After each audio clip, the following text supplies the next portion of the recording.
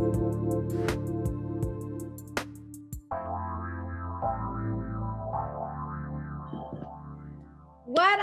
up, everyone? What is up? I'm your host, Karissa Adkins, and you're listening to the BossUp Babe show.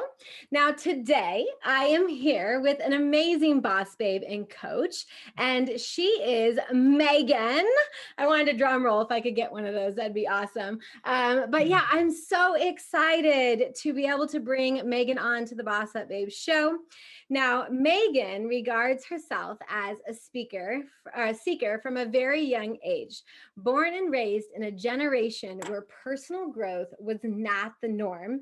She was raised into being told who to become and how to fit in. The result? A lot of suffering, drugs, anxiety, and overwhelm, and of course, depression followed Meaghan with that story. Now, Meaghan has spent the last 20 years steeped in the ancient traditions of yoga, meditation, and modern science on how to actually create lasting change. Meaghan is a mama of two, and in my opinion, a total badass boss babe.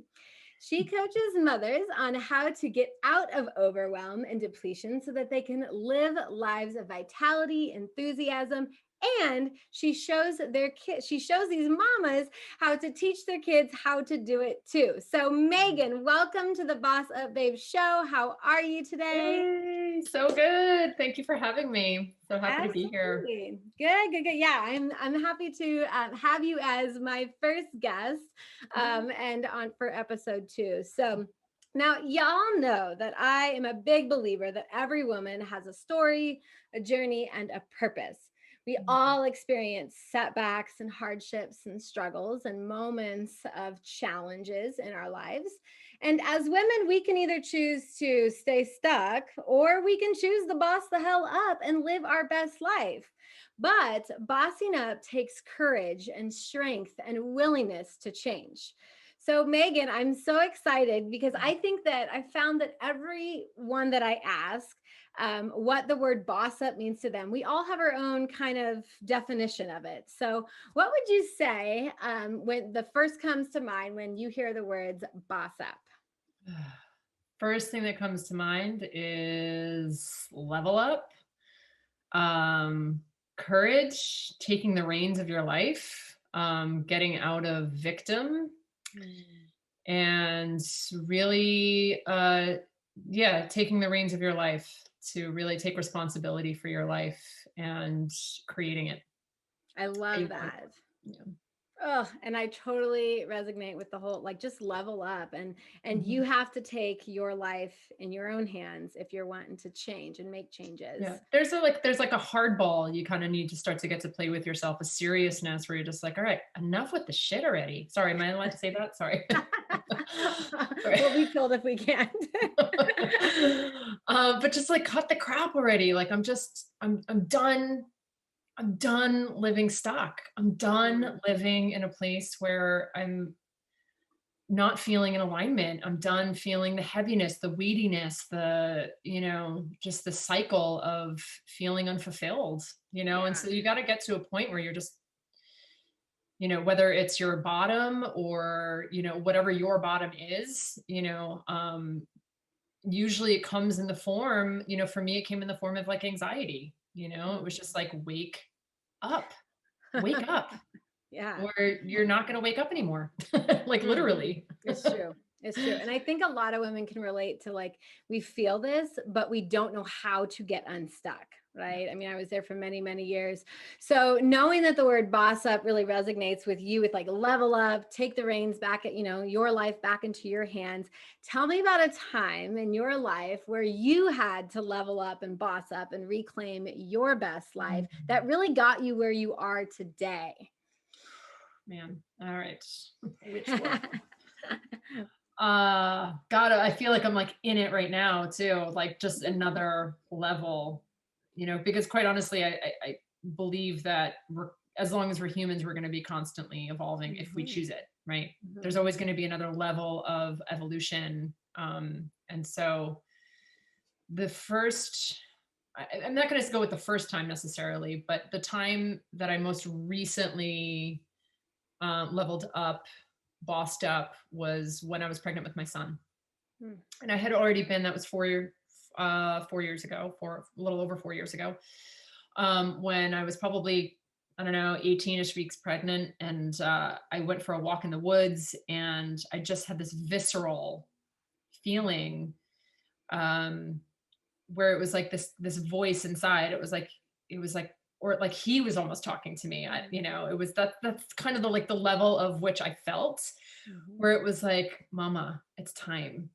Like, it's time to do your work now. So that, and I understood it as like, you got to do your work now so that you're not leaving this stuff with me. Like, that was the level of like clarity that I got. And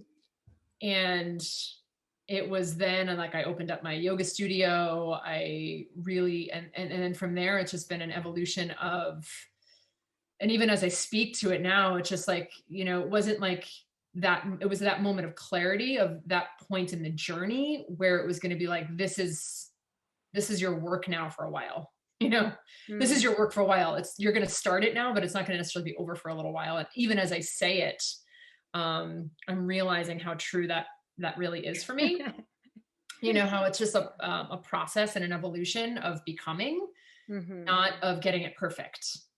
Right. And so you start your like, I started my way down the path. Like, I took that first step, and it was like, the first step for me was like opening my yoga studio. And then it was enrolling and investing in coaching, and then in a coaching program. And now where I teach so it's like, it's been this constant journey of stepping up and leveling up, and an evolution of, and a process of becoming, because it's not like there's an end point. No.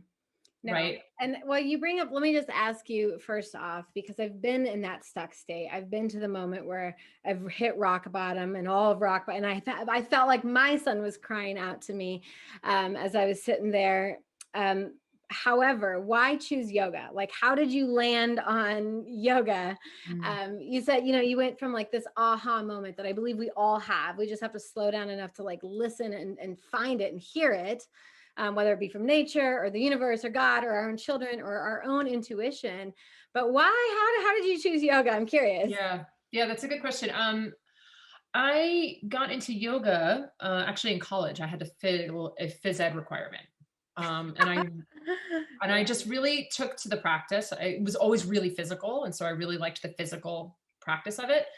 Got out of it for a couple of years. And then I was going through this is when I was really going down a path where it was not a good path of drugs. And it really led me to a lot of anxiety and overwhelm. I was in college, a straight A student, but I got to this point where I couldn't even sleep. I couldn't even focus in school. It was a really challenging time. And I went into this meditation retreat with my sister at the time, and it was healing in a lot of ways. And I got this mantra out of it, which was, you are not your thoughts.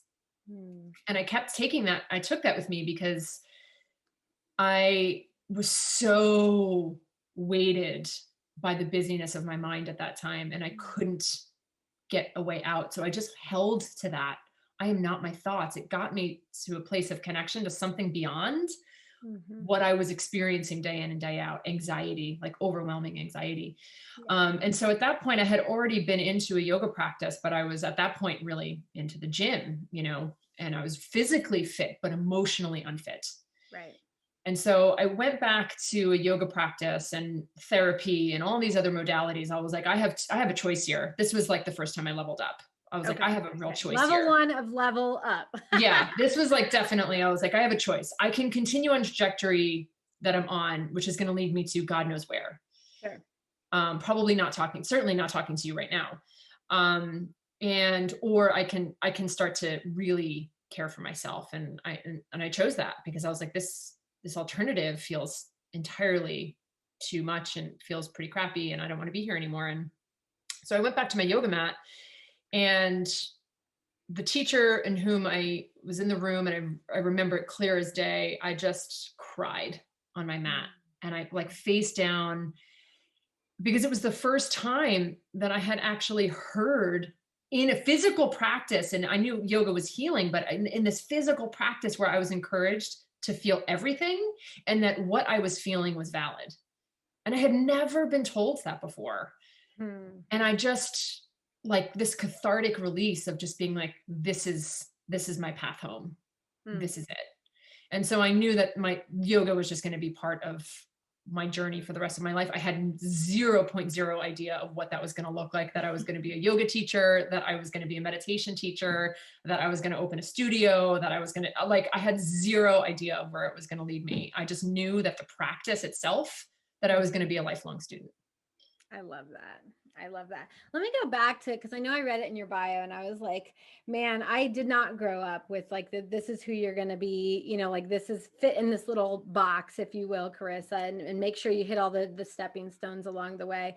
So what was the idea that you thought you were like growing up? What was the idea that you thought you were going to have to go into or be? Like, who were you told to be, I guess? Yeah. Well, geez. Growing up in an Irish Catholic family, don't feel. Feel.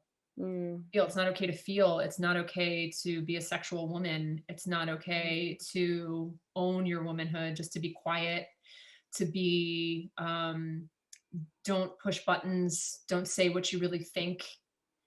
Don't be too out there, you know, you know what I mean? Like it was just this place of like, you know, not showcasing who I really was. And that was just all implicit, you know, it was all of these cultural and familial, you know, traumas, if you will, that got passed down, that ancestral healing, you call it, right?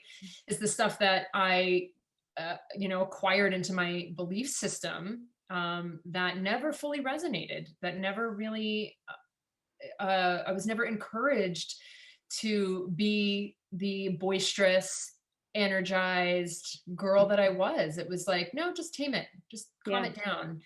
And anytime that I did share anything, I felt ridiculed. I don't know that I actually was, but it felt that way. So it was I never really felt safe enough to really show who I was. And so I felt very boxed in. And I always felt like the black sheep of my family. And again, not that I was, but it's just how I felt, you know, in how it all sort of, you know, sifted out. And so, and so leading me to a yoga practice was like the place where I was like, oh, that, you know, yoga, and the practice, and not just the asana practice, not just the physical practice, but the philosophy just teaches you to see what real truth is. And it teaches you to see what your real purpose is. And it's called Maya. It's this illusion. It's this veil that we sort of layer on, all these different sheets that we layer on of beliefs and mind and emotions and the lens through which we see. And then yoga starts to peel that away so that you can really see into who you really are, and then share that with the world, you know. That's crazy. So I'll be honest, like I've taken maybe 2 yoga classes in my entire life. And I thought, I'm like, I love it. I meditate, like I'm a spiritual person, but I got in there and I realized first thing, you can't have a ton of pre-workout and come straight from a Zumba class. Cause I was like wired up, right? I was like, oh, I can't even settle down. I got kicked out pretty much. And then the second one, I was like, this is just, I'm not in the right zone. Like, and maybe it was just, I was feeling a lot of emotions that day, and maybe I didn't want to break down. Like, I was like, this is not a place to break down and lose my shit, if you will. But it's crazy because I'm like, man, you learn all that through yoga, and you figured out your life through, you know, starting level 1 was that yoga. What you all said with, you know, like when I heard you say, you know, I was told to, you know, not share emotions and not share this. I just think play small. And I think a lot of women, we tend to play small instead and just like fit in with everybody, because of these old beliefs or limitations, or, you know, again, stories that we've just brought on, you know, based on what our surroundings were as children. But it's so fun when you say, and as a coach, isn't it fun to see women like transform into this like, holy crap, where have you been, woman? You know, would you say, like, tell me a little bit more, because I know you're a coach and I know you bring clearly in the yoga into, you know, into your practice, but tell me about a little bit about what you do as a coach. Yeah. So I teach women, mothers, who are really depleted and overwhelmed and frustrated and tired, and how to get out of that, cycle of, because that's not our true nature. And when you say, what is my true nature? What does that actually mean? Yeah. Right. What the heck does that actually mean? What's my true nature? Yeah. Okay. I get that. Right. There's this like element of like, well, you're are normal. See, like we've normalized like overwhelm. We've normalized, and as moms adopting all of these beliefs that are coming at us, like you're not going to sleep until your kids are in college, or you're never going to sleep again, or whatever. Like, so we've even normalized this idea of how to care for ourselves as women and as mothers, that to be a good mother, you must sacrifice yourself and all of yourself and all of your needs and desires. Right. And we must sidestep our needs and desires in order to be a good mother. And so there's these beliefs that we've just sort of adopted. And so a lot of what I do and help moms do is sort of untangle these beliefs so that we're operating at a place that is coming from adopting a new belief, in which is, if I want to be a good mother, I better start taking care of myself. Yeah. I better start living my purpose and my desires and my dreams if I want my kids to have any chance at doing it for themselves. Right. We model the behavior that our children, and so if our nervous system is wired and tired, is overwhelmed, what do you think our children are going to be learning? They're going to be learning exactly the strategies and the tools that we're adopting ourselves, which is, let me check out and numb out. Mm-hmm. Right? Whatever that's going to be, with Netflix, with alcohol, with food, with even overworking out. Yeah. Right? You can even do it with overworking out. Like, so is rest, people don't think of rest as like productive. Right? And so it's just basically taking habits, healthier habits, which I teach 10 Ayurvedic habits to reset that nervous system. And it's rooted in movement and meditation and eating, and not even what to eat, but how to eat. Mm-hmm. Doing it in a way that is and optimal for the individual, because we're not a one size fits all, right? What's going to balance you is not going to balance me, because we have different energies that are in us. So I need something that's going to be really different. And so how do you do that in an individual approach? And so that's what's the beauty of Ayurveda. Ayurveda takes into account that, like, I'm a different energy than you. I have different makeup. And so I don't necessarily need the exact same routine as you do. And so I address those sorts of things as well for people. Cool. And I definitely, because this show is not just about like featuring this amazing story of yours, because again, I believe that every woman has one. And one of my mentors, Les Brown, he said, our stories are not ours to hold. Like they are there to share the world. They are there to help others overcome. And that just really sat with me. I'm like, you know what? Yeah, you're right. So I want to definitely get into some keys and strategies here in a minute. But I just want to make sure that all of our viewers and listeners know how to find you, right? So if something really resonates with them, or they're like, oh, what is that? I'm curious, I have questions, they can definitely come to you as the expert in this industry. And, if they're feeling overwhelmed and depleted. So Meaghan, what's the best way for viewers to find you? What's your good content? Yeah. So my vibrant-living.co is my website that sort of delineates the coaching program that I have. And also I do a biannual cleanse that's coming up actually in April, that just sort of helps kickstart people think of cleanses as like deprivation. And this approach to cleanse is really about deep nourishment. Yeah. So it's not about like starving yourself.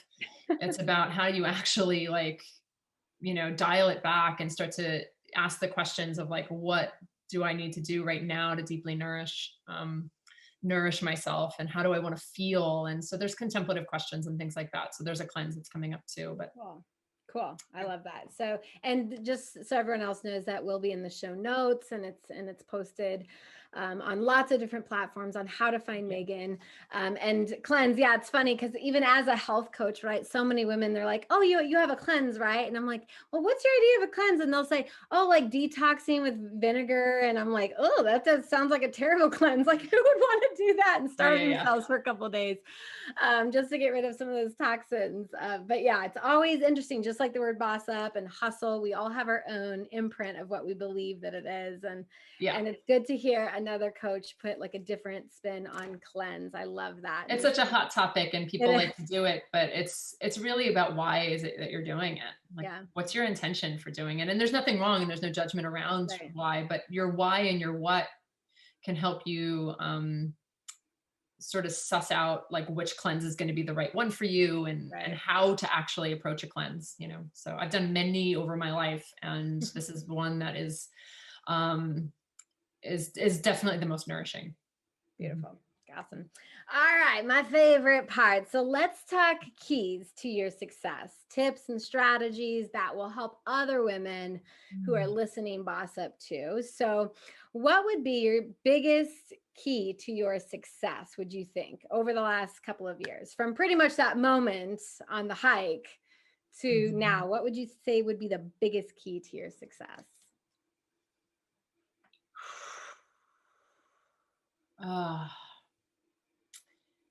Meditation.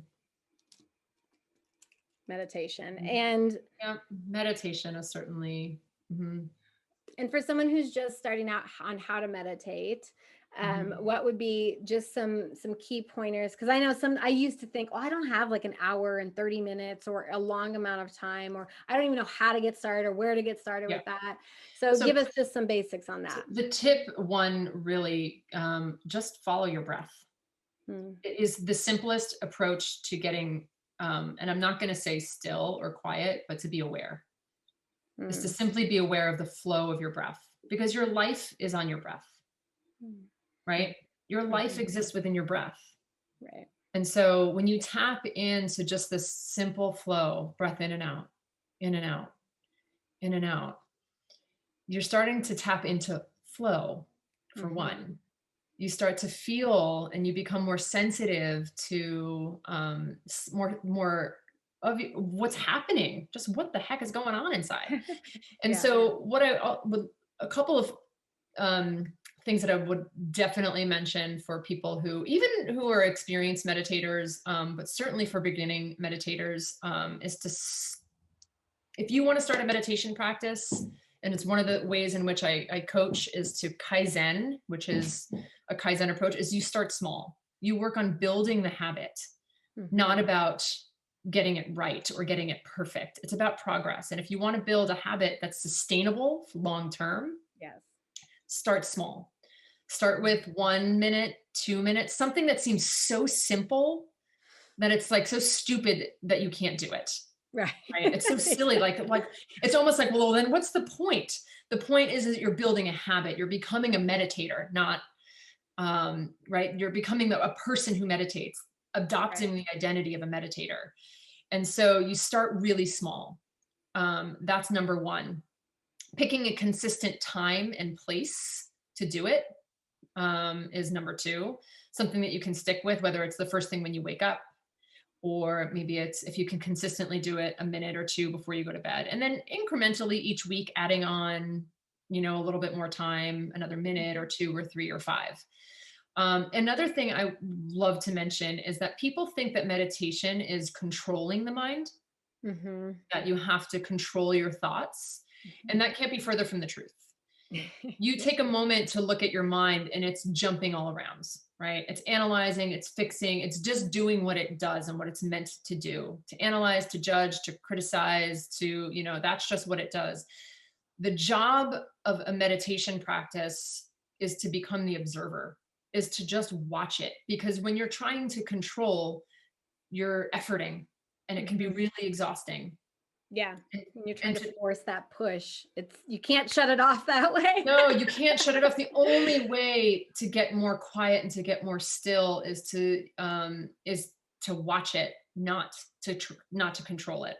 And that can be really challenging for people. But the other thing about meditation is that it's a cumulative practice, so that the more you do it, the better the more skill you build at watching and becoming the observer, not in your experiences, but with your experiences. And when you become with your experiences, you become more impactful and powerful to change them. I love that. So, all right, if I just have to quickly recap, your biggest key to your success is meditation. And to break that down for the basic person who's trying to like implement this into their daily lifestyle is, number one, start small. Right? Small hinges swing very large doors is what I always say. And so start small with a 1 minute, 2 minute, 3 minute.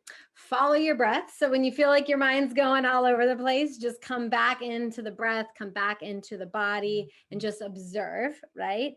And then your third tip on that would be to kind of pick one solid time throughout the day, because that's how we build habits and rituals and routines. Is if you're going to try it in the morning, try it in the morning, give it a solid effort at the morning, and then and if you notice it doesn't fit, then just flex that a little bit. So those are beautiful tips. I'll make sure that I get those posted. Thank you so much. And I just appreciate you being here with me today. So with that, I just want to say thank you for everyone who's listening. So ladies, boss babes and queens and mamas, I hope that you enjoyed today's BossUp Babe story, tips, and Meaghan's expert advice. In case you missed any part of today's episode, you can always head over to the 365dailyhustle.com website and catch the replay. Join me on April 13th. I'll be right back here on the BossUp Babe Radio Show. Well, I will have my next guest, Miss Christina Ramirez, with us today. So with that, Meaghan, thank you so much for being on the BossUp Babe Show. I wish you so much success. Stay thriving out there. Yeah, thank you. Yep. Thank you for listening to the BossUp Babe Radio Show with Karissa Adkins, bringing you tangible tips and expert coaching advice to help you boss up and get healthy. Tune in every second and fourth Tuesday at 12:30 p.m. Pacific on TransformationTalkRadio.com for interviews with industry leaders and powerhouse boss babes that will empower you to take action and live your best life. If you're ready to boss up and work with Karissa in one of her transformative group coaching programs, visit 365dailyhustle.com.